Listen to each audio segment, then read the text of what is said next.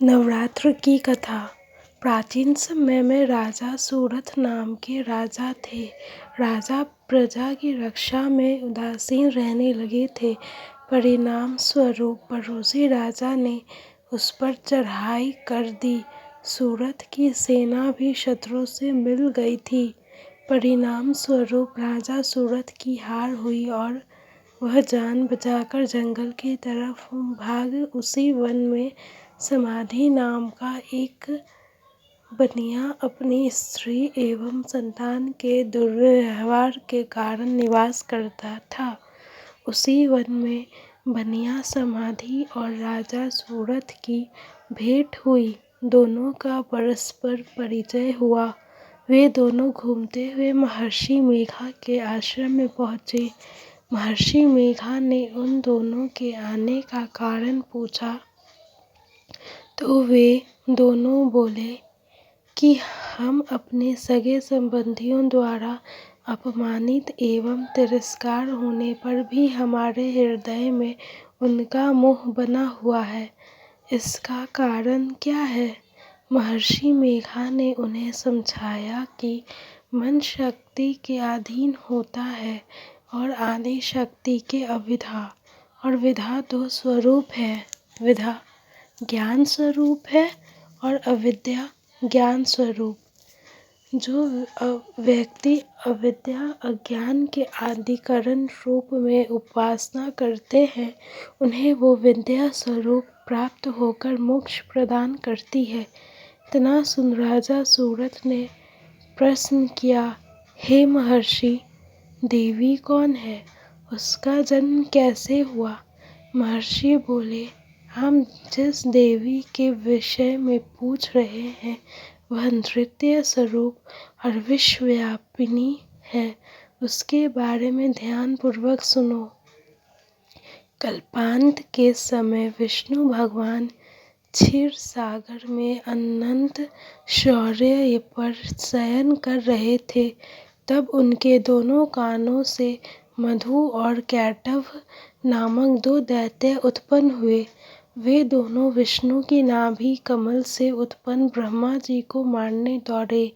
ब्रह्मा जी ने उन दोनों राक्षसों को देखकर विष्णु जी की शरण में जाने की सोची, परंतु विष्णु भगवान उस समय सो रहे थे। तब उन्होंने भगवान विष्णु को जगाने हेतु उनके नयनों में निवास करने वाली योग निद्रा की स्तुति की। परिणामस्वरूप तमोगुण अधिष्ठात्री देवी विष्णु भगवान के नेत्र, नासिका, मुख तथा हृदय से निकलकर ब्रह्मा जी के सामने उपस्थित हो गई। योग निद्रा के निकलते ही विष्णु भगवान उठकर बैठ गए। भगवान विष्णु और उन राक्षसों में 5000 साल तक युद्ध चलता रहा। अंत में मधु और कैटभ दोनों राक्षस मारे गए। ऋषि बोले, अब ब्रह्मा जी की स्तुति से उत्पन्न महामाया देवी की वीरता तथा प्रभाव का वर्णन करता हूँ, उसे ध्यान पूर्वक सुनो। एक समय देवताओं के स्वामी इंद्र तथा दैत्यों के स्वामी महिषासुर में सैकड़ों वर्षों तक घनघोर संग्राम हुआ।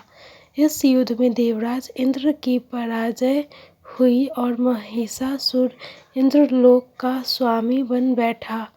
अब दैत्यागण ब्रह्मा के नेतृत्व में भगवान विष्णु और भगवान शंकर की शरण में गए। देवताओं की बातें सुनकर भगवान विष्णु तथा भगवान शंकर क्रोधित हुए। भगवान विष्णु के मुख तथा ब्रह्मा जी और शिव जी तथा इंद्र आदि के शरीर से एक तेज पुंज निकला, जिससे समस्त दिशाएं जलने लगी और अंत में यही तेज पुंज एक देवी के रूप में परिवर्तित हो गया। देवी ने सभी देवताओं से युद्ध एवं शक्ति प्राप्त करके उच्च स्वर में अट्टहास किया, जिससे तीनों लोकों में हलचल मच गई। महिषासुर अपनी सेना लेकर इस सिंहनाद की ओर दौड़ा। उसने देखा कि देवी के प्रभाव से तीनों लोग अलौकिक हो रहे हैं। महिषासुर की देवी के सामने एक भी चाल सफल नहीं हुई और वह देवी के हाथों मारा गया। आगे चलकर यही देवी शुंभ और निशुंभ राक्षसों का वध करने के लिए गौरी देवी के रूप में अवतरित हुई। इन उपरोक्त व्याख्यानों को सुनाकर मेघ ऋषि ने राजा सूरथ तथा बनिया से देवी सतवन की विधिवत व्याख्या की। राजा और वणिक नदी पर जाकर देवी की तपस्या करने लगे। 3 वर्ष तक घोर तपस्या करने के बाद देवी ने प्रकट होकर उन्हें आशीर्वाद दिया।